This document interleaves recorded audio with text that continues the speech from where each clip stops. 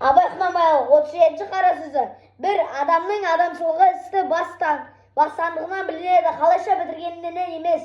Екі, көңілдегі көкті ой ауыздан шыққанда көңге қашады. Үш, хикмет сөздер өзімшіл ғана наданға айтқанда көңіл уанғаны да болады, өшкені де болады. Төрт, кісіге біліміне қарай болысы татымсызға қылған болыстық адамды бұзады. Бес, әкесінің баласы адамның дұспаны, адамның баласы бауырың.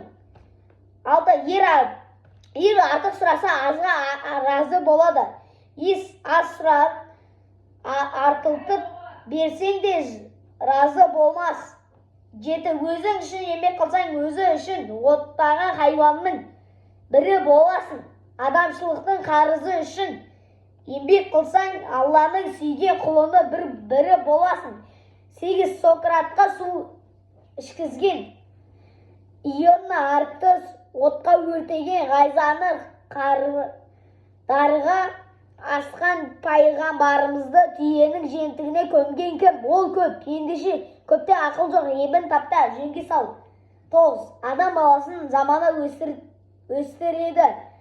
Кімде-кім жаман болса, замандасының бәрі виноват. 10. Мен неге закон қуаты қолында бар кісі болсам, адам мінезін түзеп болмайды деген кісінің тілін кесер едім.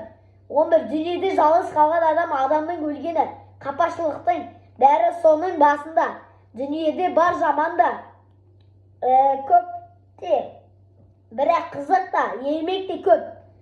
Бас тапқыға кім шыдайды, соңғыға кім азбайды. 12. Жамандықты кім көрмейді, үмітін үзбек, қайратсыздық. Дүниеде еш нәрсе де баян жоқ екені рас. Жамандық та қайдан баянда қалады дейсің. Қары қалың, қатты қыстың артынан көге қалың. Көлі мол жаз келмеуші ме еді. Ашулы адамның сөзі аз болса, ыза қуаты да артында болғаны егер де. Аузына қара қан ақса, домбыт мақтаншық я қорқақ. 14. Қуанбақтық пен бақ мастықтың үлкені. Мыңнан бір кісі ашпайтұғының ақылы бойында қалады.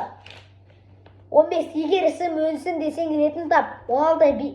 Биік мансап, биік жартас ерінбей еңбектеп жылан да шығады, екпіндеп ұшып қыран да шығады.